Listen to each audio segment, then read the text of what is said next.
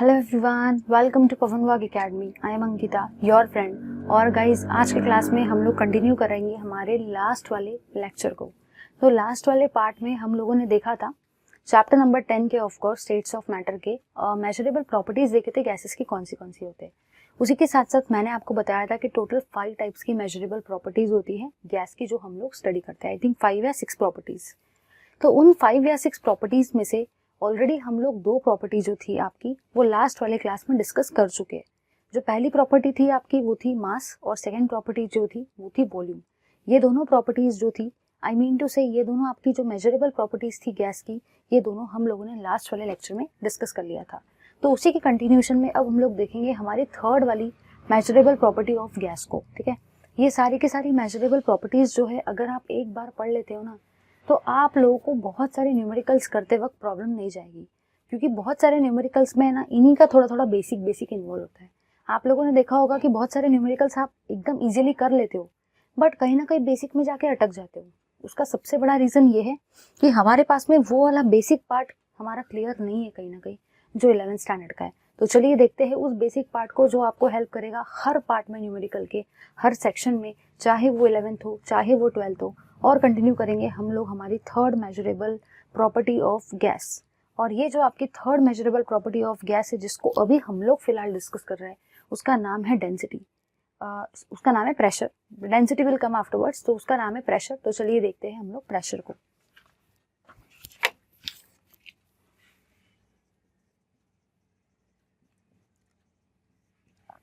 अगर सबसे पहले मैं बात करूं प्रेशर की, हम लोग बहुत बचपन से पढ़ते आए कि जो भी आपका pressure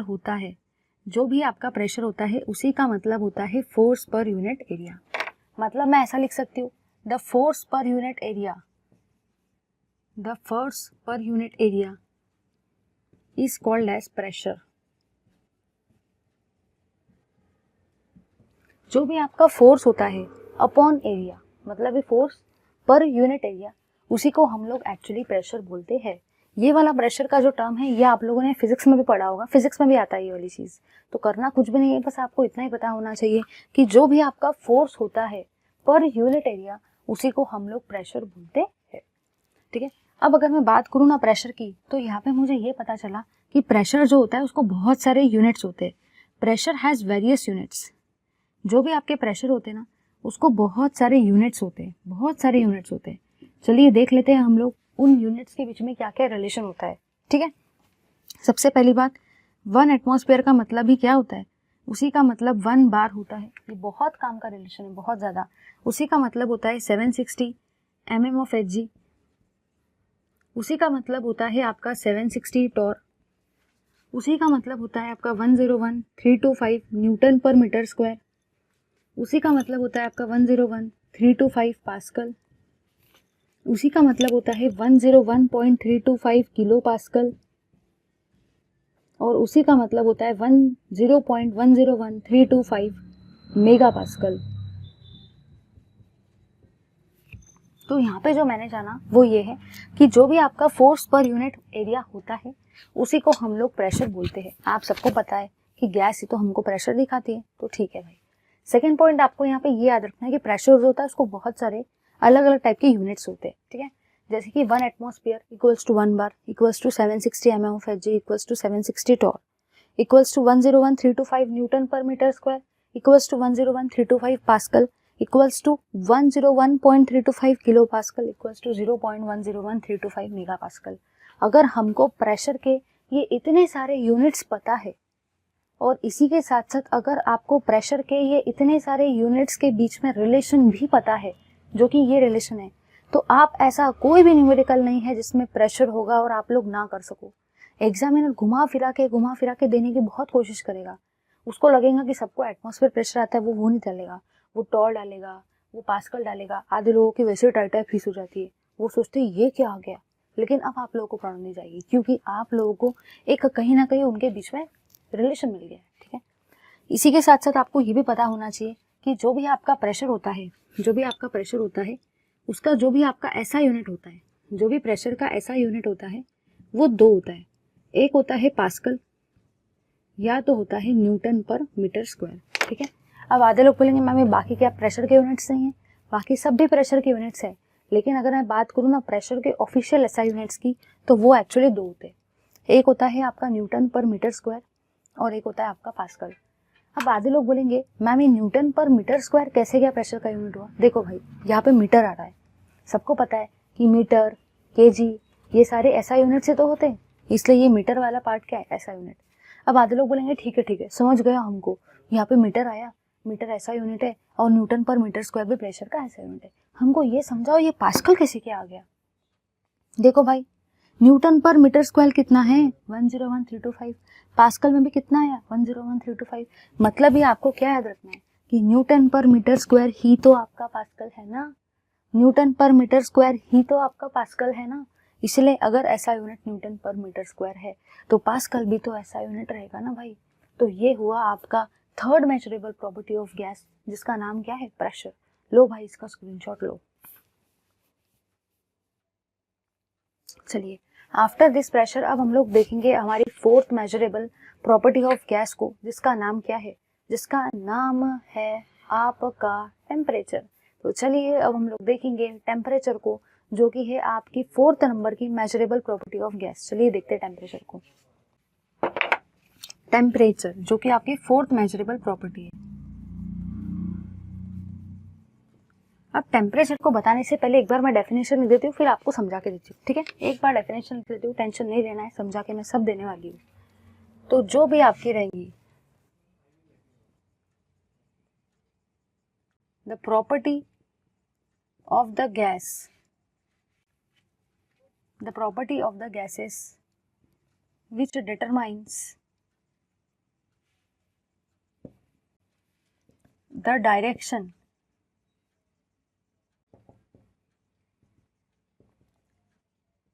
in which the energy flows when an object is in close contact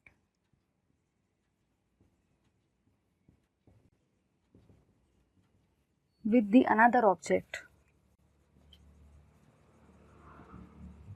चलिए, मुझे पता है ये इतने बड़े डेफिनेशन में आप लोगों ने बोला मैम ये क्या लिखा है, कुछ समझा नहीं। अरे भाई ये तो डेफिनेशन है, इट्स जस्ट एक फॉर्मेलिटी आपको बताने के लिए। अब मैं आपको सब समझा के दे दूँ, टेंशन नहीं लेने का। सबसे पहली चीज आपको यहाँ पे ये बोल रखा है एक ऐसी प्रॉपर्टी गैस की जो आपको बताती है direction of flow of energy, direction जिसमें एनर्जी का फ्लो हो रहा है जब एक बॉडी जो है कॉन्टैक्ट में होती है दूसरे बॉडी के। अब देखो, हम लोगों को अगर मैं पूछूँ ना आपको कि टेम्परेचर क्या है, तो आप बता देंगे कि भाई जो भी हॉटनेस होता है और कोल्डनेस होता है किसी भी बॉडी का, वो आपका टेम्परेचर होता है। पर टेम्परेचर का एग्जैक्ट डेफिनेशन हम लोग नहीं बता सकते। हाँ, लेकिन टेम्परेचर के कंसेप्ट को एकदम बढ़िया तरीके से क्लियर कर सकते हैं कि नहीं। तो अब मैं आपको टेम्परेचर का डेफिनेशन तो दे दिया है, एक बार उसको पढ़ लेते हैं फिर समझ लेते हैं। ये आपको ये बोल रहा है कि जो भी आपकी प्रॉपर्टी होती है किसी भी गैस की, जो डिटरमाइन करती है डायरेक्शन को जिसमें एनर्जी का फ्लो हो रहा है जब एक ऑब्जेक्ट किसी दूसरे ऑब्जेक्ट के कॉन्टैक्ट में है। अब सपोज मैंने क्या किया, सपोज मैंने यहाँ पे ये हॉट बॉडी ली, ये है भाई मेरी हॉट बॉडी, ठीक है। और साइड बाय साइड मैंने क्या किया, मैंने यहाँ पे कोल्ड बॉडी भी ले लिया, भाई ये है मेरी कोल्ड बॉडी, ठीक है। ये है हॉट बॉडी, ये है कोल्ड बॉडी, और ये जो दोनों बॉडी है ना ये एक दूसरे के क्लोज कॉन्टैक्ट में है, ठीक है। ये दोनों बॉडी एक दूसरे के क्लोज कॉन्टैक्ट में है, क्लोज कॉन्टैक्ट में। तो कुछ समय के बाद में क्या होगा, ये जो हॉट बॉडी है ना ये अपनी एनर्जी को ट्रांसफर करेगी इस कोल्ड बॉडी को। ये जो हॉट बॉडी थी, मतलब ये जो गर्म बॉडी थी, हॉट मतलब गर्म बॉडी, ठीक है, इसने अपनी एनर्जी को क्या किया, ट्रांसफर करवाया इस कोल्ड बॉडी में, ठीक है। मतलब यहाँ पे आपके एनर्जी का क्या हुआ, ट्रांसफर हुआ, ठीक है। एनर्जी का ट्रांसफर हुआ क्योंकि ये हॉट बॉडी काफी क्लोज कॉन्टैक्ट में थी कोल्ड बॉडी के। फिर यहाँ पे आप लोगों ने ये ऑब्जर्व किया कि भाई एनर्जी तो फ्लो हुई, लेकिन ऐसी कौन सी प्रॉपर्टी है जिसने आपको बताया कि एनर्जी का फ्लो हुआ है? ऐसी कौन सी प्रॉपर्टी है जिसने आपको बताया कि ये गर्म था, ये ठंडा है, इस गर्म बॉडी ने, इस हॉट बॉडी ने ठंडे बॉडी को एनर्जी सप्लाई की, ठंडे बॉडी को एनर्जी दी, ये दोनों एक दूसरे के क्लोज कांटेक्ट में। ऐसी कौन सी प्रॉपर्टी है जिसने आपको ये सब कुछ बताया? ये जो प्रॉपर्टी है भाई, इसी का तो नाम है ना टेम्परेचर, क्योंकि आपने टेम्परेचर रिकॉर्ड करके ही तो बताया ना कि इसका, इसके अंदर टेम्परेचर देखा, इसका टेम्परेचर कितना है। अगर ज्यादा था तो आपको पता चला हाँ भाई ये हॉट है, फिर इसके अंदर थर्मोमीटर लगाया और उसको चेक किया, फिर यह इसका टेम्परेचर काफ़ी कम आया तो आपको पता चला है कोल्ड है। फिर कुछ समय के बाद में आपने फिर से इसको टेम्परेचर लगाया तो इसका कम हुआ, इसका कुछ समय के बाद टेम्परेचर बढ़ गया। इसका मतलब आप लोगों ने यहाँ पे ये ऑब्जर्व किया, एक बॉडी दूसरे बॉडी के क्लोज कांटेक्ट में है, इस बॉडी ने अपनी एनर्जी को फ्लो करवाया इस बॉडी की तरफ, तो ये है direction of flow of energy. ठीक है, ये दोनों एक दूसरे के काफी ज्यादा क्लोज कांटेक्ट में है। और आप लोगों ने इसके अलावा क्या ऑब्जर्व किया, उसके अलावा ये ऑब्जर्व किया कि ये जो सारी की सारी चीजें हैं, एक ऐसी प्रॉपर्टी जिसने आपको ये सब एक्सप्लेन करवाया कि इस बॉडी ने इसको हीट सप्लाई की, इस डायरेक्शन का फ्लो ये था, ये दोनों एक दूसरे के क्लोज कांटेक्ट में थे। वो कौन सी प्रॉपर्टी थी भाई? टेम्परेचर। टेम्परेचर रिकॉर्ड करके ही हम लोग पहचान सकते हैं कि कौन सी बॉडी गर्म है और कौन सी बॉडी ठंडी है, कोल्ड है। ठीक है, चलो ये तो हो गया। अब आपको ये भी पता होना चाहिए, हमें ये भी पता होना चाहिए कि जो भी आपके टेम्परेचर होते हैं उसके टोटल 2 यूनिट्स होते हैं। ठीक है, तो टेम्परेचर जो होता है भाई, temperature is measured generally in 2 units, generally in 2 units. मतलब आपको यहाँ पे एक बात ये पता रखनी चाहिए कि बहुत सारे लोग बोलते हैं मैम टेम्परेचर का डिग्री सेल्सियस भी है, केल्विन भी है, फ़ारेनहाइट भी है, लेकिन इसलिए मैंने यहाँ पे जनरल लिखा है। मतलब जो भी आपका टेम्परेचर है हम लोग 2 यूनिट में मेजर करते हैं। एक रहता है आपका के, मतलब एक रहता है केल्विन, और दूसरा रहता है आपका डिग्री सी, मतलब ये डिग्री सेल्सियस। तो ये दोनों आपके टेम्परेचर के यूनिट है। अब दिमाग में क्वेश्चन ये आता है कि मैम मुझे सब समझ गया कि टेम्परेचर मेरी 4th measurable property of gas है, मुझे ये भी समझ गया कि टेम्परेचर जो होता है वो डिटरमाइन करता है डायरेक्शन जिसमें एनर्जी का फ्लो हो रहा है एक बॉडी से दूसरे बॉडी में, जब दोनों के दोनों बॉडी एक दूसरे के क्लोज कॉन्टैक्ट में होती है। मुझे ये भी समझ गया कि कोई भी बॉडी गर्म है या ठंडी है वो मुझे टेम्परेचर देख के पता चलता है। मुझे ये भी समझ गया कि टेम्परेचर को मेजर करने के लिए 2 यूनिट होते हैं जनरली, डिग्री सेल्सियस और केल्विन। अब आप हमको ये तो बताओ कि डिग्री सेल्सियस और केल्विन के बीच में कन्वर्शन क्या होता है, रिलेशन क्या होता है। चलिए देखते हैं हम लोग उस रिलेशन को जो बहुत ज़्यादा इंपॉर्टेंट होता है सारे के सारे न्यूमेरिकल्स में। तो आपका जो रिलेशन होता है वो भाई ये होता है कि जो भी आपका टेम्परेचर होता है इन केल्विन, इसी का मतलब होता है temperature in degree Celsius plus 273.15। आप लोगों को बस ये वाली चीज़ बहुत ज़्यादा इंपॉर्टेंट है, पता होना चाहिए, very very important, very very very important factor कि temperature in kelvin equals to temperature in degree Celsius plus 273.15। आधे लोग बोलेंगे मैम ये 15 नहीं लिखा तो भी चलता है क्या? नहीं, अगर आप ये 0.15 कंसिडर नहीं करते हो तो आपकी कैलकुलेशंस गड़बड़ी हो जाएंगी। इसलिए आपको याद रखना है कि जब आप इसको एडिशन करवाओगे तो 273.15 से ही एडिशन करवाना। ठीक है, तो temperature in kelvin equals to temperature in degree Celsius plus 273.15। चलिए अब हम लोग कुछ कन्वर्शंस को कर लेते हैं। तो कन्वर्शंस को करने से पहले एक बार आप लोग इसका स्क्रीनशॉट ले लो, फिर हम लोग करते हैं। चलिए तो अब हम लोग कुछ कन्वर्शंस को डिस्कस कर लेते हैं। तो आगे जो आप लोगों ने ऑब्जर्व किया वो ये है कि जो भी आपका टेम्परेचर रहता है इन केल्विन, उसी का मतलब होता है temperature in degree Celsius plus 273.15। ये होता है आपके टेम्परेचर का कन्वर्शन। तो इसमें आप लोगों ने यहाँ पे ये ऑब्जर्व किया कि सपोज अगर मैंने आपको बोला है कि बताओ 25 डिग्री सेल्सियस मतलब कितना केल्विन होता है, हमें ये कन्वर्शन करने का है। तो अब हम लोग देखेंगे कि कैसे करना है। देखो भाई, बिल्कुल यही वाला फॉर्मूला लिखेंगे हम लोग कि temperature in kelvin equals to temperature in degree Celsius plus 273.15।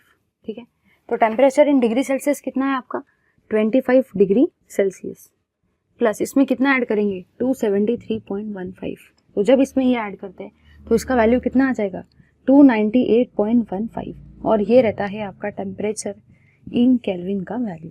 तो इस तरीके से हम लोग कोई भी टेम्परेचर जो भी आपको दे रखा हो, ऐसा कोई कन्वर्शन आपको नहीं पूछने वाला है कि बताओ भाई इतना डिग्री सेल्सियस मतलब कितना केल्विन होता है, ये आपको इनडायरेक्ट तरीके से न्यूमेरिकल में कैलकुलेशन के वक्त आएगा। तो आपको आ जाना चाहिए कि कभी भी अगर आपको टेम्परेचर डिग्री सेल्सियस में दिखता है, वहाँ पे ऐसा लिखा नहीं रहेगा कि बच्चा इस टेम्परेचर इन डिग्री सेल्सियस को पहले केल्विन में कन्वर्ट करो फिर न्यूमेरिकल को सॉल्व करो।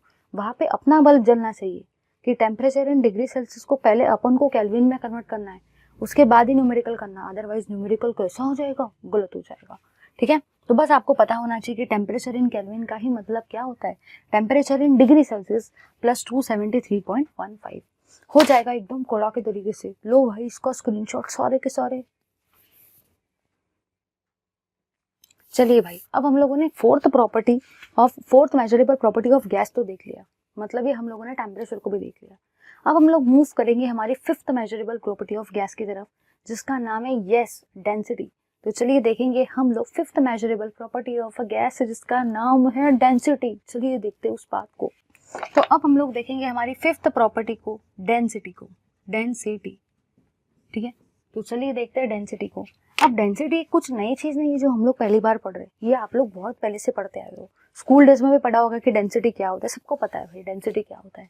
अगर मैंने आधे लोगों को उठा के पूछा ना, सारे के सारे बोलेंगे हाँ मैम डेंसिटी क्या होता है, मास पर यूनिट वॉल्यूम होता है। वही भाई वही लिखने वाले, कुछ नया नहीं कर रहे हम लोग। तो बस मैं यहाँ पे वही लिखूंगी, the ratio of mass per unit volume, the ratio of mass per unit volume, या तो आप ऐसे भी लिख सकते हो the mass per unit volume is called as density. The mass per unit volume is called as density. तो इसी को मैं ऐसा भी लिख सकती हूँ भाई, अगर मुझे डेंसिटी को लिखना है तो मैं कैसे लिखूंगी, मास, इसलिए मैंने ऊपर क्या लिखा मास, और नीचे में क्या आएगा वॉल्यूम। मतलब मुझे क्लियर कट आइडिया मिल गया कि डेंसिटी का मतलब क्या होता है, मास पर यूनिट वॉल्यूम। ऊपर में है मास, नीचे में क्या है वॉल्यूम, तो मास पर यूनिट वॉल्यूम में आपका क्या रहेगा, डेंसिटी रहेगा। चलिए मूव करेंगे आगे की तरफ। अब मुझे बताने का है डेंसिटी के यूनिट्स को, कि डेंसिटी जो होता है उसके यूनिट क्या क्या होते हैं। तो आप सबको पता है भाई कि मास के टोटल 2 यूनिट होते हैं, एक होता है आपका केजी, एक होता है आपका ग्राम। 2 यूनिट होते हैं भाई, पता है ना सबको, सब्जी लाने में सभी जाते हो तो बोलते हो ना 50 ग्राम हमको सब्जी दे, या तो फिर 500 ग्राम सब्जी दे, या तो फिर 2 किलो सब्जी दे, 3 किलो भिंडी दे, पता है ना सबको, सब्जी लाने सब जाते हैं। तो मास का यूनिट क्या क्या होता है भाई, केजी और ग्राम होता है। अगर मैं बात करती हूँ वॉल्यूम की, तो वॉल्यूम मतलब ही लीटर होता है, वॉल्यूम का मतलब ही मीटर क्यूब भी होता है, वॉल्यूम का मतलब ही सेंटीमीटर क्यूब भी होता है, सबको पता है। बस आपको इतना याद रखना है, केजी क्या होता है, केजी आपका होता है एसआई यूनिट, मीटर भी आपका क्या रहता है एसआई यूनिट, ग्राम आपका क्या रहता है सीजीएस यूनिट, और सेंटीमीटर भी आपका क्या रहता है भाई सीजीएस यूनिट। मतलब यहाँ पे मैंने ये जाना कि जो भी आपका मास होता है पर यूनिट वॉल्यूम होता है उसी को हम लोग डेंसिटी बोलते हैं। सेकेंड पॉइंट मैंने क्या जाना, मैंने कुछ भी यूनिट के लिए रट्टा नहीं मारना है आपको कि डेंसिटी का यूनिट ग्राम पर सेंटीमीटर क्यूब होता है, डेंसिटी का यूनिट केजी पर मीटर, ऐसा कुछ रट्टाफिकेशन नहीं करना है, जो दिखता है वो लिखना है बस। तो भाई मास के 2 यूनिट हो सकते हैं केजी और ग्राम, वॉल्यूम के भी 2 यूनिट हो सकते हैं मीटर क्यूब और सेंटीमीटर क्यूब। अब मुझे कुछ भी नहीं करना है, मुझे क्या करना है, मुझे बस इसके नीचे में अपॉन लगा देना है, बन गया भाई यूनिट, बन गया भाई यूनिट बन गया। तो डेंसिटी का ऐसा यूनिट क्या रहेगा केजी पर मीटर क्यूब, डेंसिटी का सीजीएस यूनिट क्या रहेगा ग्राम पर सेंटीमीटर क्यूब। क्या कुछ नई तरीका हम लोग को निकालना पड़ा डेंसिटी को रट्टा मारने के लिए, यूनिट को रट्टा मारने के लिए नहीं, जो दिख रहा था ना वैसे ही। आई जस्ट मीन टू से मैंने आपको ये इसलिए बताया तो सबको पता है, लेकिन ऐसे आप लोग और भी बहुत सारे पैरामीटर्स के यूनिट को रट्टा मारते हो, तो वो रट्टा मत मारना, बिल्कुल इसी तरीके से उनको भी निकालना, तो आपको वो यूनिट्स पे निकालते एकदम बेस्ट तरीके से आ जाएंगे। ठीक है, हो गया ना क्रिस्टल क्लियर है। चलिए अब जल्दी से फटाफट हम लोग आगे बढ़ते। आगे मैंने आप लोगों को ये सब तो बता दिया, अब दिमाग में क्वेश्चन आता है, ठीक है मैम हमको सब समझ गया कि डेंसिटी मतलब मास पर यूनिट वॉल्यूम होता है, हमको ये भी समझ गया कि मास के 2 यूनिट होते हैं, हमको ये भी समझ गया वॉल्यूम के भी 2 यूनिट होते हैं, और हमको ये भी समझ गया कि ऐसा यूनिट और सीजीएस यूनिट कैसे निकालेंगे डेंसिटी का। बट आप हमको ये बताओ, क्या गैस को कभी मास होता है? फिर अगर मुझे गैस दे दिया जाए और गैस का डेंसिटी पूछा जाए तब मैं कैसे बताऊंगी? दिमाग में तो क्वेश्चन आया होगा ना कि मैम ठीक है सॉलिड है, सॉलिड को मास है, बता सकती हूँ, लिक्विड है, लिक्विड को भी मास है, बता सकती हूँ, बट अगर बारी आ जाए गैस की तब मैं क्या करूँ? गैस के केस में कैसे बताऊंगी, क्योंकि गैस का मास मैं कैसे बताऊंगी मैम, कैसे? तो अब हम लोग देखेंगे कि गैस के लिए हम लोग को क्या करना पड़ेगा। तो चलिए देखते हैं हम लोग कि गैस के लिए हम लोग कौन सी डेंसिटी कैलकुलेट करते हैं। चलिए देखेंगे इस पार्ट को। तो अब हम लोग बात कर रहे हैं भाई फॉर गैसेस के लिए। अगर मैं बात करती हूँ ना गैसेस के लिए, अगर मैं गैसेस के लिए बात करती हूँ तो गैसेस के लिए मैंने यहाँ पे ये जाना कि जो भी आपकी गैसेस होते हैं, फॉर गैसेस जो भी आपकी डेंसिटी होती है, the density of gases is determined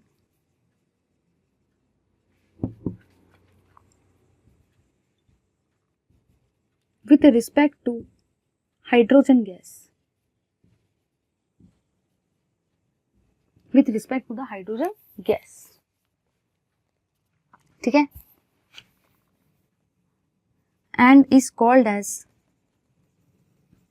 vapor density.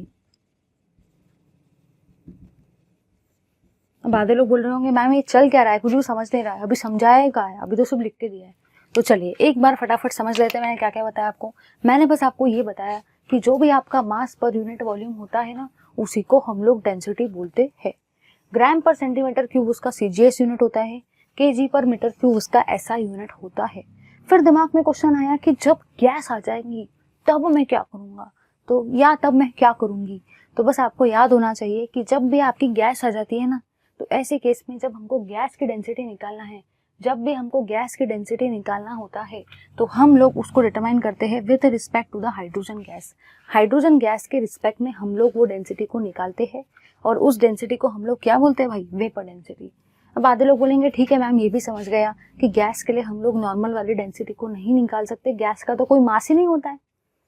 हाँ, मुझे ये भी समझ गया कि अगर कभी भी गैस आ जाए और गैस के लिए डेंसिटी निकालना है, तो गैस के लिए जो भी डेंसिटी हम निकालते हैं उसको वेपर डेंसिटी बोलते हैं।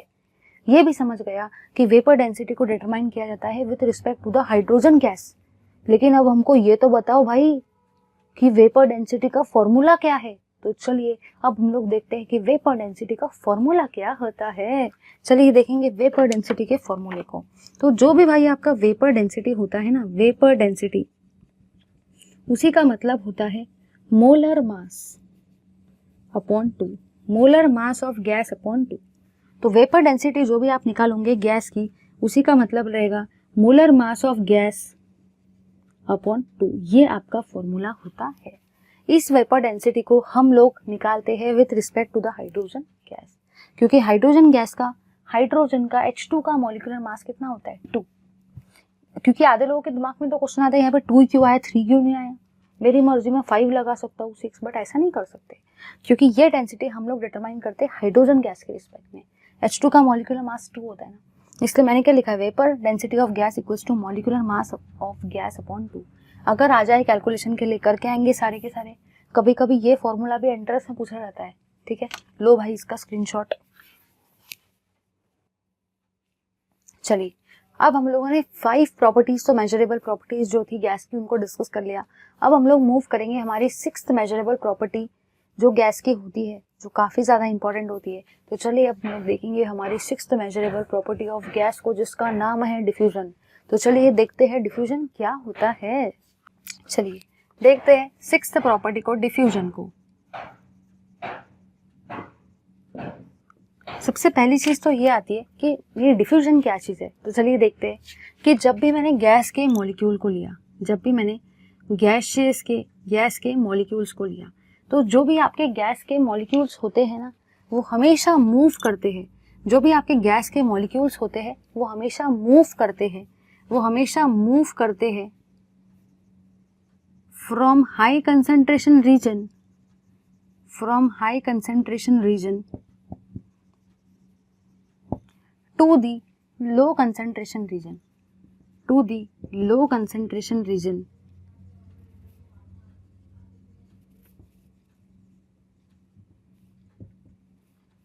चलिए एक बार फटाफट से डिस्कस कर लेते हैं। कहना मुझे यहाँ पे ये है कि डिफ्यूजन जो होता है ना, डिफ्यूजन, उसी का मतलब होता है गैशियस मॉलिक्यूल का मूवमेंट। लेकिन ये तो कोई बच्चा भी बता देगा कि डिफ्यूजन मतलब गैशियस मॉलिक्यूल जब मूव करती है तो उसको डिफ्यूजन बोलते हैं। लेकिन हमको ये पता होना चाहिए कि गैशियस मॉलिक्यूल कौन से रीजन से कौन से रीजन पे मूव करती है, ठीक है। तो जब भी गैस के मॉलिक्यूल्स जो होते हैं हाई कंसंट्रेशन रीजन से लो कंसंट्रेशन रीजन की तरफ मूव करते हैं, जब भी गैस के मॉलिक्यूल्स हाई कंसंट्रेशन रीजन से लो कंसंट्रेशन रीजन की तरफ मूव करते हैं, तो ऐसे फिनोमिना को हम लोग क्या कहते हैं, ऐसी प्रॉपर्टी ऑफ गैस को हम लोग क्या बोलते हैं, diffusion. When the gases molecules move from high concentration region to the low concentration region, इस प्रॉपर्टी को क्या बोलेंगे भाई, डिफ्यूजन बोलेंगे। तो चलिए अब हम लोग देखेंगे डिफ्यूजन का रेट जो होता है उसको कैलकुलेट करने का फॉर्मूला क्या है, क्योंकि दिमाग में क्वेश्चन आता है कि चलो मैम हमको बहुत अच्छे से समझ गया कि डिफ्यूजन मतलब वो होता है कि जब भी गैसियस मॉलिक्यूल्स मूव करते हैं हाई कंसंट्रेशन रीजन से लो कंसंट्रेशन रीजन की तरफ तो उसको हम लोग डिफ्यूजन बोलते हैं। बट अब हमको ये तो बताओ कि डिफ्यूजन को कैलकुलेट करने का फॉर्मूला क्या है। तो चलिए भाई अब हम लोग देखेंगे कि डिफ्यूजन हम लोग किस फॉर्मूले से कैलकुलेट करेंगे, देखते हैं इस पार्ट को। तो कहना मुझे यहाँ पे ये है कि जो भी आपका रेट ऑफ डिफ्यूजन होता है ना, जो भी आपका रेट ऑफ डिफ्यूजन होता है, रेट ऑफ डिफ्यूजन का मतलब होता है volume of gas diffuse, volume of gas diffuse upon time required for diffusion, upon time required for diffusion. तो जो भी आपका रेट होता है डिफ्यूजन ऑफ गैस का, उसी का मतलब होता है volume of gas diffuse upon time required for diffusion. ठीक है, तो चलिए अब देखेंगे इस चीज को। अगर मुझे बताने का है रेट को, ज्यादा दिमाग नहीं लगाना है, यहाँ पर डिफ्यूजन है तो यहाँ पे भी डिफ्यूज है, यहाँ पे भी ये है, यहाँ पे रेट है तो रेट का मतलब ही क्या रहेगा, वॉल्यूम अपॉन टाइम। अब आधे लोग बोलेंगे हमको कैसे पता चलेगा कि इसके अलग अलग यूनिट कौन से रहेंगे। तो चलिए भाई अब हम लोग देखेंगे इसके अलग अलग यूनिट कौन से रहेंगे। ठीक है, तो चलो देखेंगे। तो जो भी आपका यूनिट रहता है, जो ऑफिशियली जो जनरली हम लोग कैलकुलेट करते हैं वो ये होता है कि आपके वॉल्यूम का यूनिट ही क्या होता है, वॉल्यूम का यूनिट होता है डीएम क्यूब। सबको पता है कि वॉल्यूम का यूनिट डेसीमीटर क्यूब भी होता है, देखा था ना हम लोगों ने। और टाइम का यूनिट क्या होता है, आवर मत बोलना, मिनट मत बोलना, टाइम का यूनिट हम लोग क्या देखते हैं, टाइम को हम लोग एक्चुअली सेकेंड्स के यूनिट पे लेके चलते हैं ना, तो इसका यूनिट क्या रहेगा, सेकेंड। तो आधे लोग क्या करते हैं पता है क्या, रेट ऑफ डिफ्यूजन के यूनिट को भी रट्टा मारते, डेसीमीटर क्यूब अपॉन सेकेंड होता है, बार बार बोलते, बट ये सोचते भी नहीं कि डिफ्यूजन का रेट मतलब ही होता है volume of gas diffuse upon time required for diffusion. अब वॉल्यूम का यूनिट क्या होता है, डेसीमीटर क्यूब, टाइम का यूनिट क्या होता है, सेकेंड। तो लिख सकते हैं भाई, यहाँ पे आप लोग वॉल्यूम के और कोई यूनिट भी लिख सकते हो, आराम से लिख सकते हो। ये होता है आपका unit of rate of diffusion of gas.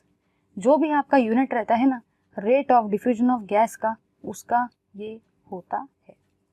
समझे या नहीं समझे। तो कभी कभी आपको ऐसा भी पूछ लिया जाता है कि the rate of diffusion of gas का यूनिट क्या रहेगा, एकदम नॉर्मल सा बेसिक सा क्वेश्चन है। तो आपको पता होना चाहिए कि डीएम क्यूब अपॉन सेकेंड होता है, क्योंकि इसका रेशो होता है वॉल्यूम, वॉल्यूम मतलब डीएम क्यूब और टाइम मतलब सेकेंड।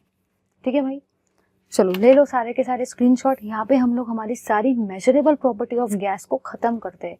अब हम लोग मूव करेंगे हमारे आगे की पार्ट की तरफ, उससे पहले आप लोग ले लो इसका स्क्रीनशॉट।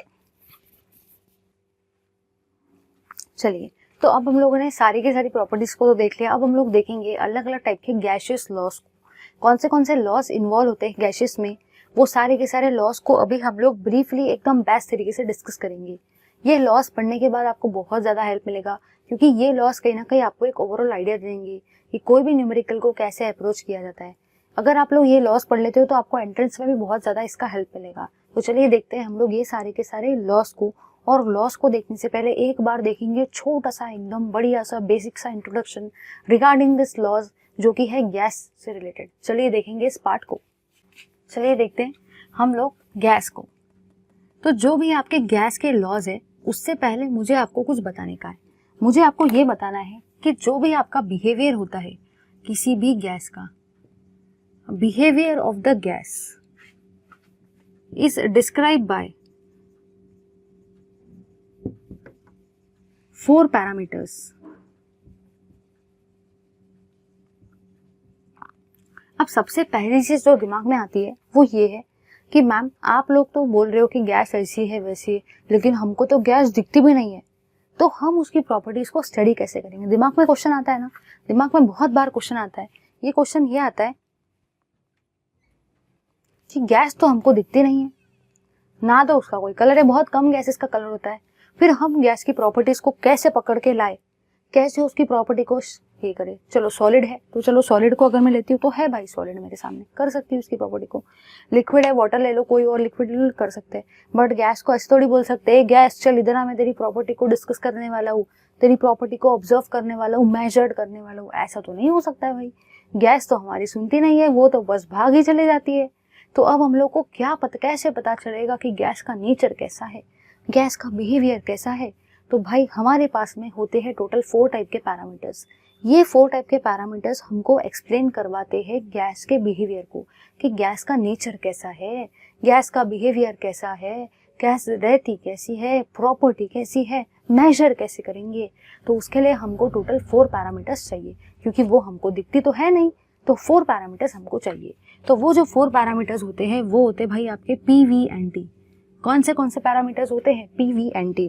PV&T का मतलब ये होता है, P मतलब होता है आपका प्रेशर, V मतलब होता है वॉल्यूम, N मतलब होता है आपका नंबर ऑफ मोल्स, और T मतलब आपका होता है टेम्परेचर।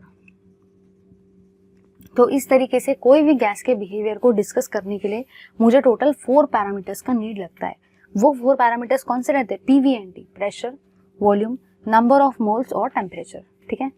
अब दिमाग में क्वेश्चन ये आता है कि चलो मैम, मुझे बहुत अच्छे से समझ गया कि गैस को मैं ऐसे नहीं देख सकता हूँ, गैस को मैं पकड़ के नहीं भी ला सकता हूँ, लेकिन मुझे गैस की प्रॉपर्टी स्टडी करना है, मुझे गैस के नेचर और बिहेवियर को डिस्कस करना है। मुझे ये भी समझ गया कि मुझे उसके लिए टोटल 4 पैरामीटर्स चाहिए, PV&T सब समझ गया। मुझे ये भी पता चल गया कि P मतलब प्रेशर, V मतलब वॉल्यूम, N मतलब नंबर ऑफ मोल्स और T मतलब टेम्परेचर होता है।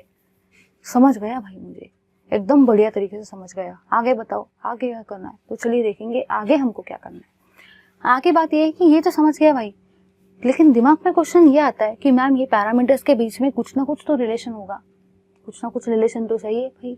कभी अगर ऐसा हो जाए कि आपको 3 ही पैरामीटर्स पता हो, 4th पैरामीटर नहीं पता हो, कभी ऐसा हो सकता है कि आपको टेम्परेचर पता हो, नंबर ऑफ मोल्स पता हो, प्रेशर पता हो, वॉल्यूम नहीं पता हो, तब हम लोग क्या करेंगे? फिर चारों के चारों पैरामीटर्स थोड़ी निकाल सकते हैं। तो हम लोग को कुछ ना कुछ टाइप का एक रिलेशन चाहिए, जो हमको एक प्रॉपर रिलेशन अगर मिल गया ना सारे के सारे पैरामीटर्स के बीच में, तो अगर एक पैरामीटर कभी हम कैलकुलेट नहीं भी कर पाए तो हम लोग वो रिलेशनशिप की हेल्प से निकाल सकते हैं। तो चलिए अब हम लोग देखेंगे कि ये पैरामीटर्स के बीच में एक्चुअली रिलेशन कौन सा होता है। तो चलिए देखते हैं भाई उस पार्ट को। अब कहना मुझे आगे ये है कि जो भी आपका रिलेशन होता है, relation between various parameters, relation between various parameters, जो भी आपके वेरियस पैरामीटर्स होते हैं ना, मतलब ही वही यार PV&T, इनके बीच में अगर मुझे रिलेशन निकालना है तो इज गिवन बाय लॉज। मतलब जो भी आपके लॉज होते हैं ना, अलग अलग लॉज, वो आपको रिलेशन बताते हैं इन सारे के सारे पैरामीटर्स के बीच में। ठीक है। तो अब देखेंगे हम लोग कि वो लॉज जो होते हैं वो कौन से लॉ होते हैं। तो टोटल हमको 5 लॉज यहाँ पे डिस्कस करने हैं। ये 5 लॉज जो है ये हम लोग को एक कहीं ना कहीं आइडिया दे देंगे regarding the relationship between all the parameters. तो उसमें जो आपका फर्स्ट लॉ है वो होता है आपका बॉयल्स लॉ। ये सारे के सारे लॉ आपको बहुत ज़्यादा हेल्प करेंगे। सेकेंड होता है भाई आपका चार्ल्स लॉ। थर्ड होता है आपका गे-लुजैक लॉ। फोर्थ होता है आपका Avogadro law.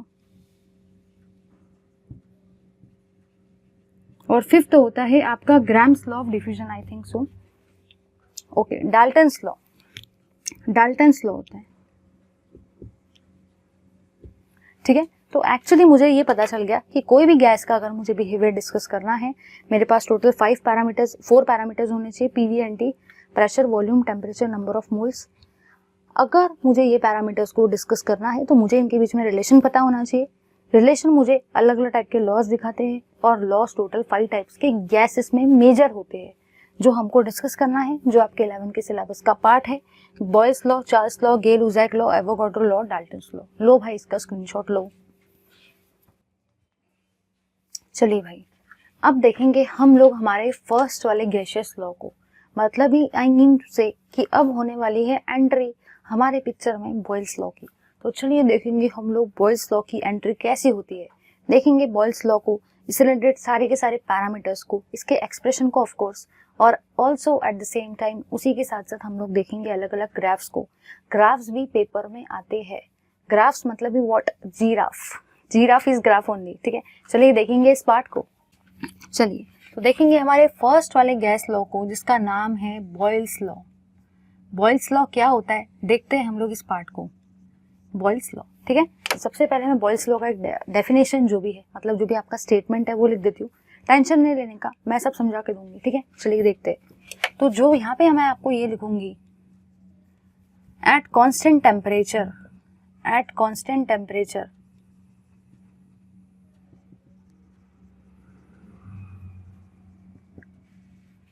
The pressure of fix mass of a gas, the pressure of fixed mass of gas is inversely proportional to the volume.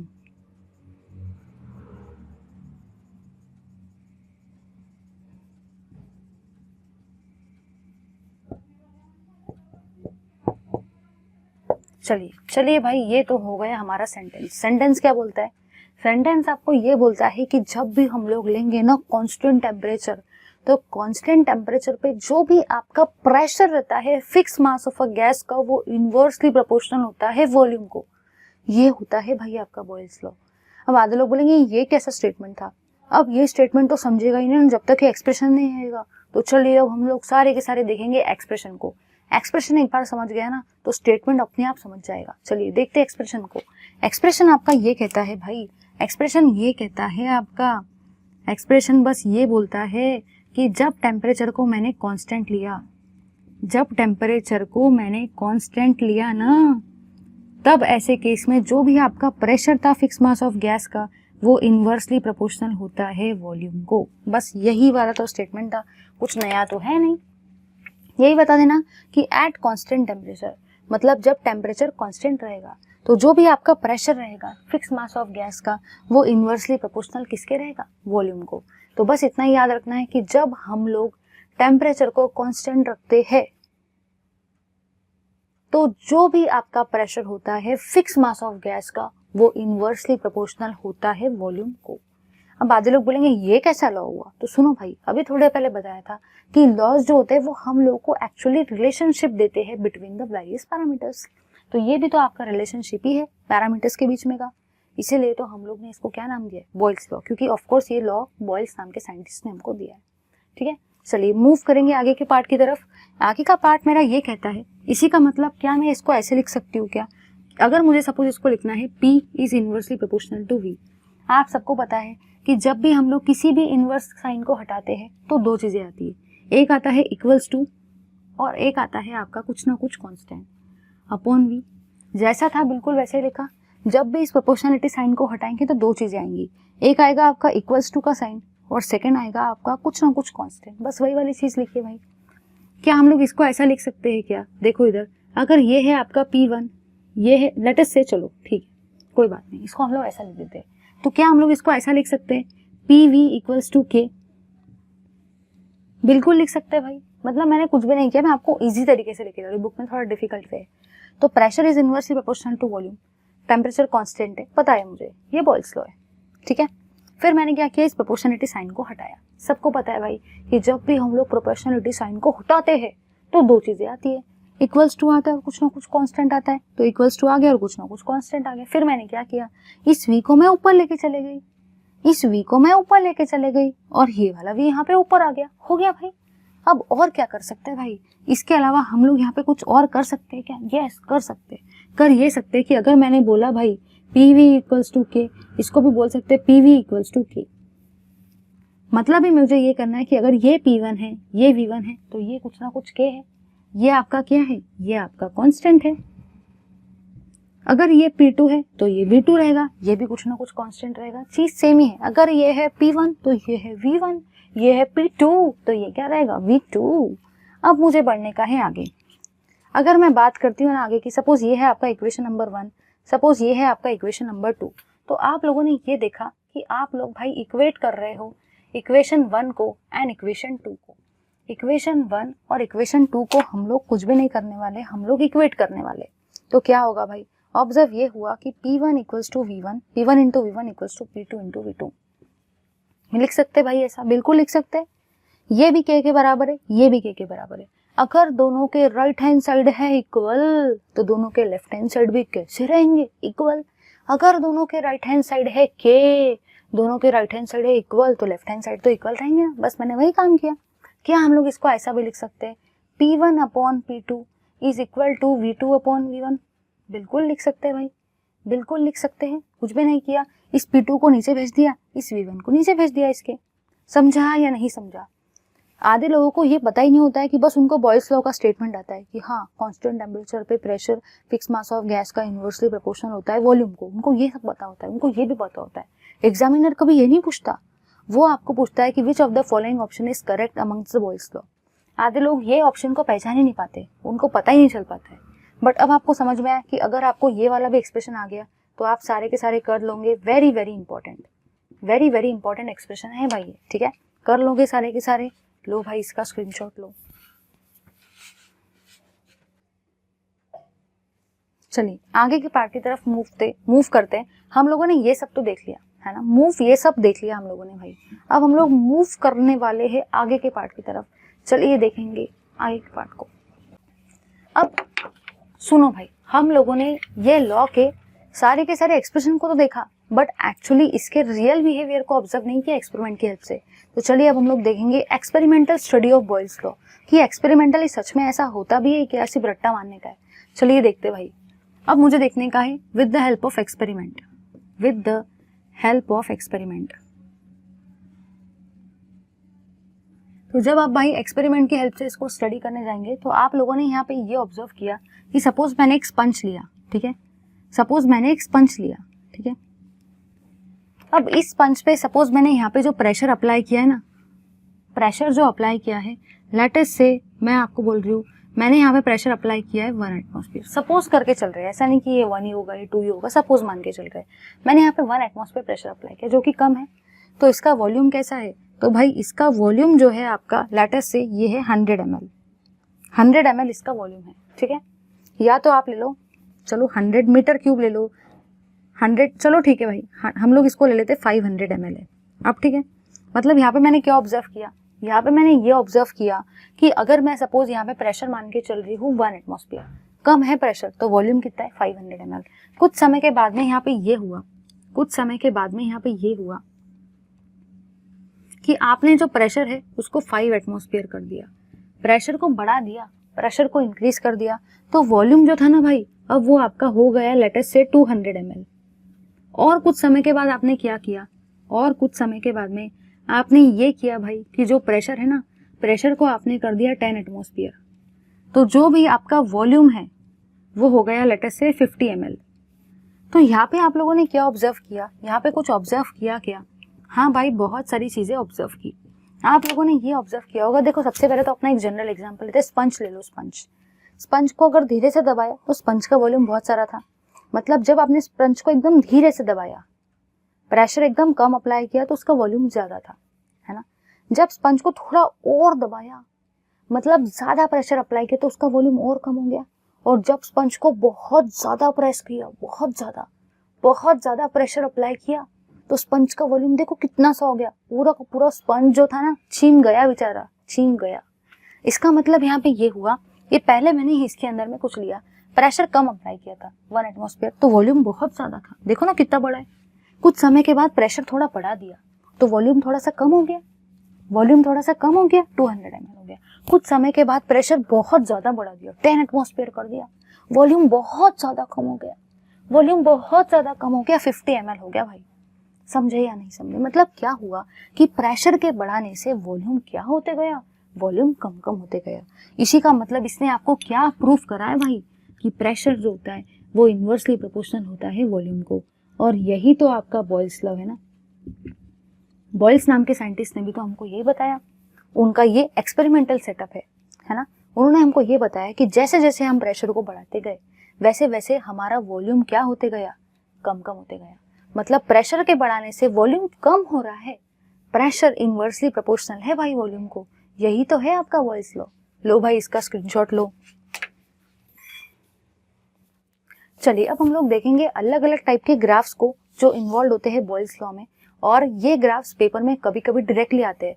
तो चलिए देखेंगे ज्यादा टाइम वेस्ट किए बिना अपने ये सारे के सारे 3 मेजर ग्राफ्स को जो कि बॉयल्स लॉ में आते हैं। ग्राफ को ही हम लोग ऐसा भी बोल सकते हैं जिराफ को देखेंगे बॉयल्स लॉ के, मतलब ये ग्राफ को देखेंगे क्या, बॉयल्स लॉ के। चलिए देखते हैं। तो सबसे पहला ग्राफ जो मैं ड्रॉ करने वाली हूँ ना भाई, वो मैं ड्रॉ करने वाली हूँ आपका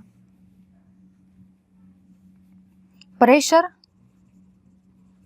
वर्सेस वॉल्यूम का ग्राफ, प्रेशर वर्सेस वॉल्यूम का ग्राफ हम लोग ड्रॉ करने वाले हैं। सेकेंड ग्राफ जो हम लोग देखेंगे भाई वो आपका रहेगा पीवी, पीवी वर्सेस पी का ग्राफ, ठीक है, मतलब ये pressure into volume versus P का ग्राफ। और थर्ड ग्राफ जो हम लोग डिस्कस करने वाले हैं वो रहेगा आपका प्रेशर और 1/v का ग्राफ, ठीक है। तो ऐसे टोटल 3 टाइप के ग्राफ्स हम लोगों को डिस्कस करने हैं। ये तीनों के तीनों ग्राफ जो होंगे, ये तीनों के तीनों ग्राफ आपके बॉयल्स लॉ के रहेंगे। पहला ग्राफ है आपका प्रेशर वर्सेस वॉल्यूम का, सेकंड है आपका पीवी वर्सेस पी का, और थर्ड है आपका पी वर्सेस 1/v का ग्राफ। चलिए देखेंगे इस पार्ट को। सबसे पहली चीज जो आप लोगों ने यहाँ पे ये ऑब्जर्व किया कि बॉयल्स लॉ जो होता है वो ये कहता है कि प्रेशर जो होता है वो इन्वर्सली प्रोपोर्शनल होता है वॉल्यूम को, और इसके केस में आपका टेम्परेचर कैसे रहता है, आपका टेम्परेचर कांस्टेंट रहता है। इसके अलावा और क्या ऑब्जर्व किया, उसके अलावा आपने ये ऑब्जर्व किया कि P को ही हम लोग लिख सकते हैं बिल्कुल इस तरीके से, अभी थोड़े पहले बताया था, जब भी प्रोपोर्शनलिटी साइन को हटाते तो इक्वल्स टू और कांस्टेंट आता है। इसी को हम लोग ऐसा भी लिख सकते हैं कि PV का मतलब K होता है और K का ही मतलब कांस्टेंट होता है। बस अगर आपको ये चीज समझ गई ना तो आपको ये ग्राफ को रट्टा मारना नहीं पड़ेगा जो कि आप हमेशा मारते हो, आपको बिल्कुल भी रट्टा नहीं मारना पड़ेगा। तो बस मुझे क्या क्या समझ में आया, मुझे यहाँ पे ये समझ में आया भाई कि ये मेरा बॉयल्स लॉ है जिसके अभी मुझे ग्राफ स्टडी करने हैं। बॉयल्स लॉ का एक्सप्रेशन क्या कहता है कि जो भी आपका अगर टेम्परेचर कांस्टेंट है तो जो भी प्रेशर होता है फिक्स मास का वो इन्वर्सली प्रोपोर्शनल होता है वॉल्यूम को। जब इस प्रोपोर्शनलिटी को हटाए तो इक्वल्स टू और कुछ ना कुछ कांस्टेंट आ गया, इस v को ऊपर भेज दिया तो PV इक्वल्स टू K, इसी का मतलब कुछ ना कुछ कांस्टेंट आ गया। चलिए बढ़ेंगे आगे की तरफ। आगे आप लोगों ने ये जाना कि अगर मुझे प्रेशर वर्सेस वॉल्यूम का ग्राफ निकालना है, आप सबको पता है जब प्रेशर ज्यादा रहेगा तो आपका वॉल्यूम कम रहेगा। देखो भाई ये है आपका प्रेशर, प्रेशर का वैल्यू कैसा है ज्यादा और वॉल्यूम कैसा है कम, दिख रहा है ना, देखना है, रट्टा नहीं मारना है। प्रेशर ज्यादा है भाई, देखो ऐसे ऐसे अगर देखा जाए, अगर आप लोग ऐसे ऐसे ऑब्जर्व करते हो प्रेशर को, ये आपका वॉल्यूम है। जब आपका प्रेशर ज्यादा है, प्रेशर का वैल्यू ज्यादा है तो आपका वॉल्यूम कैसा है, बहुत कम है। कुछ समय के बाद क्या हुआ, कुछ समय के बाद आपने कुछ इस तरीके से लिया, मतलब कुछ समय के बाद में आप लोगों ने यहाँ पे जो ऑब्जर्व किया वो ये ऑब्जर्व किया भाई कि जब आपका प्रेशर थोड़ा कम हो गया, पहले प्रेशर ज्यादा था तो वॉल्यूम बहुत कम था, कुछ समय के बाद में आपने प्रेशर को डिक्रीज करवाया, प्रेशर को डिक्रीज करवाया तो आपका वॉल्यूम इंक्रीज हो गया। समझ रहे हो ना, जब प्रेशर ज्यादा था तो वॉल्यूम बहुत कम था। प्रेशर के लिए प्रेशर के एक्सिस पे देखो, वॉल्यूम के लिए वॉल्यूम के एक्सिस पे। जब आपने प्रेशर को थोड़ा कम करवाया, देखो यहाँ से हम यहाँ पे आ गए, जब मैंने प्रेशर को थोड़ा कम करवाया तो मेरा वॉल्यूम यहाँ से यहाँ तक बढ़ गया। जब मैंने प्रेशर को यहाँ से यहाँ तक कम करवाया तो मेरा वॉल्यूम यहाँ से यहाँ तक बढ़ गया। और थर्ड केस में जाएंगे, थर्ड केस है बिल्कुल भाई आपका ये वाला, थर्ड केस तो बस आपका ये वाला है भाई, ये वाला। तो थर्ड वाले केस में आप लोगों ने क्या ऑब्जर्व किया कि जब आपने प्रेशर को और कम करवाया तो आपका जो वॉल्यूम था वो यहाँ से और बढ़ गया। देखो भाई जब प्रेशर इतना था तो वॉल्यूम बहुत कम था, जब प्रेशर को थोड़ा कम करवाया तो वॉल्यूम बढ़ गया, जब प्रेशर को और कम करवाया तो वॉल्यूम और बढ़ गया। मतलब ये ग्राफ ने आपको क्या बताया, ये ग्राफ ने मुझे ये बताया कि pressure is inversely proportional to volume होता है। ये आपका बॉयल्स लॉ का ग्राफ है। अब आधे लोग बोलेंगे तो ये क्या बॉयल्स लॉ के ग्राफ नहीं है, भाई ये भी आपके बॉयल्स लॉ के ग्राफ है लेकिन अलग अलग फॉर्म में दे रखा है, ये एक फॉर्म है, ये दूसरे फॉर्म है तो बॉयल्स लॉ के ग्राफ ना भाई। समझे या नहीं समझे, अगर अंकिता रेड कलर का ड्रेस पहन के आई तब भी वो अंकिता है, अगर अंकिता ब्लू कलर का ड्रेस पहन के आई तब भी वो अंकिता ही है, अगर अंकिता येलो कलर का ड्रेस पहन के तब भी वो अंकिता ही है। इसका मतलब ये हुआ कि चाहे फॉर्म अलग अलग हो जाए लेकिन है तो बॉयल्स लॉ के ग्राफ ना भाई। समझे या नहीं समझे, चलिए मूव करेंगे आगे के पार्ट की तरफ। आधे लोग इसको भी रट्टा मारते, बताओ इसको भी आधे लोग रट्टा मारते हैं कि प्रेशर और वॉल्यूम का ग्राफ ऐसा ऐसा आता है, भूल जाते हैं, आधे लोगों को याद ही नहीं रहता कि क्या होने वाला है। तो क्या आपको अब समझ में आया कि प्रेशर को जैसे जैसे कम करते गए वॉल्यूम वैसे वैसे बढ़ते गए, मैंने प्रैक्टिकली आपको दिखाया है। अब मूव करेंगे पीवी वर्सेस पी के ग्राफ में। तो पीवी वर्सेस पी का ग्राफ कैसे निकालेंगे, बड़ा क्वेश्चन आता है दिमाग में। देखो भाई अभी बताया था थोड़े पहले, पीवी कैसा होता है, पीवी कांस्टेंट होता है। पीवी कैसा होता है, पीवी कांस्टेंट होता है। समझे या नहीं समझे, अब देखो क्या होगा, पीवी है कांस्टेंट भाई, पीवी कांस्टेंट है, ठीक है, यहाँ पे भी पीवी कांस्टेंट है, यहाँ पे भी पीवी क्या है भाई आपका कांस्टेंट है। पीवी जो रहता है, प्रेशर वॉल्यूम जो रहता है वो तो आपका कांस्टेंट ही रहता है। ये है आपका T1, ये है आपका T2, ये है आपका T3। ठीक है, चलिए ऑब्जर्व यहाँ पे आपको ये करना है, ये कांस्टेंट टेम्परेचर पे लिया गया, ये कांस्टेंट टेम्परेचर पे लिया गया और ये अलग कांस्टेंट टेम्परेचर पे ले रखा है। ये T1 है, ये T2 है, ये T3 है। सेकेंड चीज मैंने क्या ऑब्जर्व की कि पीवी का वैल्यू जो होता है वो कांस्टेंट होता है, अभी देखा था। इससे देखो पीवी का वैल्यू हर समय पे कांस्टेंट है, बस आपके प्रेशर का वैल्यू बढ़ते जा रहा है। पहले प्रेशर इतना था, फिर इतना था, फिर इतना था, फिर इतना था, फिर इतना था। मतलब प्रेशर के वैल्यू के साथ साथ ये बढ़ रहा है, बस ये बढ़ते जा रहा है, बस प्रेशर बढ़ते जा रहा है। बट क्या पीवी में कोई चेंजेस हो रहे हैं? नहीं, क्योंकि पीवी जो होता है वो आपका एक कांस्टेंट टर्म है, इसलिए वो बिल्कुल कांस्टेंट ही रहेगा, भले ये बढ़ते जाए। यहाँ पे भी वो कांस्टेंट रहेगा, यहाँ पे भी वो कांस्टेंट रहेगा, ठीक है। अब P वर्सेस 1/V के ग्राफ पे आते हैं। यहाँ पे तो आधे लोग रट्टा मार लेते हैं कि P वर्सेस 1/V का ग्राफ कैसा रहेगा। चलिए देखेंगे भाई, देखो इधर, यहाँ पे भी आपको रट्टा नहीं मारना है। देखो ये ग्राफ समझ गया ना, रट्टा नहीं मारना पड़ा, ये भी समझ गया। अब अपन इसको समझेंगे। ये वाला ग्राफ आपका ये कहता है कि बॉयल्स लॉ ने ही आपको बताया कि pressure is inversely proportional to volume होता है, सबको पता है भाई। अब इसी को मैं ऐसा भी लिख सकती हूँ, P इक्वल्स टू K/V, ऐसा भी लिख सकते हैं भाई। इसको मैं लिख दूंगी +0, कोई फर्क पड़ा क्या? देखना जरा, कुछ भी नहीं किया भाई मैंने। ये था P, pressure is inversely proportional to volume, ये आपके बॉयल्स लॉ के हिसाब से आया भाई। इक्वल्स टू को अगर मुझे लिखना था तो मैं कुछ ना कुछ प्रोपोर्शनलिटी को, साइन को अगर मुझे हटाना है तो मैंने इक्वल्स टू और K लिखा, +0 लिख दिया, तो कोई फर्क पड़ा क्या? कोई फर्क नहीं पड़ा। अब देखो भाई क्या होगा, अगर मैं इसको इक्वेशन ले लूँ y इक्वल्स टू, ध्यान देना इसको हम लोग ऐसा भी लिख सकते हैं K into 1/V, y equals to, ये हुआ भाई आपका m, ये हुआ भाई आपका x प्लस c। कोई फर्क पड़ा क्या भाई? कुछ भी फर्क नहीं पड़ा, कुछ भी फर्क नहीं पड़ा भाई। ये मैंने लिया y, ये लिया m, मतलब ये आपका स्लोप, ये लिया आपका x और ये लिया आपका c। तो यहाँ पे क्या क्या ऑब्जर्व हुआ कि y एक्सिस पे प्रेशर है, हाँ भाई है, ठीक है। x एक्सिस पे 1/V है, हाँ भाई है, ठीक है। और ये क्या है? +0। और ये आपका कैसा इक्वेशन है? ये आपका इक्वेशन है स्ट्रेट लाइन ग्राफ का। मैथ्स में पढ़ा होगा ना स्ट्रेट लाइन ग्राफ, इसलिए यहाँ से आपके अलग अलग ये निकलेंगे। और ये आपके सारे के सारे कैसे ग्राफ है? स्ट्रेट लाइन ग्राफ है। क्यों? क्योंकि यहाँ पे आपका y इंटरसेप्ट क्या है? 0। मतलब सारे के सारे स्ट्रेट लाइन ग्राफ आपके ओरिजिन से पास होने वाले है। ये है आपका T1, ये है आपका T2, ये है आपका T3। ये T1 सेट ऑफ मेजरमेंट के लिए, ये T2 सेट ऑफ मेजरमेंट के लिए और ये T3 सेट ऑफ मेजरमेंट के लिए है। ये ग्राफ को रट्टा नहीं मानना है, अदरवाइज बड़ा कंफ्यूजन होगा कि 1/V में कैसा था और V में कैसा था, बड़ा दिमाग घूम जाता है। अब नहीं घूमेगा भाई, अब नहीं घूमेगा, क्योंकि अभी बता दिया ना, pressure is inversely proportional to volume होता है। इनवर्स, ये प्रोपोर्शनलिटी साइन को हटाए तो इक्वल्स टू और कुछ ना कुछ कांस्टेंट आता है, +0 लिख दिया तो कुछ बिगड़ता नहीं है। ये है आपका y, ये है आपका m, ये है आपका x, ये है आपका c। तो y equals to m, m मतलब ये आपका क्या रहेगा? स्लोप रहेगा। स्लोप आपका क्या है भाई? k है, ठीक है, equals to x plus c, ठीक है। अब यहाँ पे c इंटरसेप्ट, y इंटरसेप्ट 0 है, c का वैल्यू 0 है, इसलिए ये जो ग्राफ है ये ओरिजिन से पास हो रहे हैं, ठीक है। स्ट्रेट लाइन ग्राफ है क्योंकि ये equation y equals to mx plus c straight line graph का है। यहाँ पे आपको याद रखना है पीवी एक कांस्टेंट टर्म है, इसलिए ग्राफ ऐसे ऐसे वेरी हो रहे हैं। ऐसा ऐसा कुछ भी नहीं हो रहा क्योंकि ये कांस्टेंट है, अब सिर्फ यही चेंज होते जा रहा है।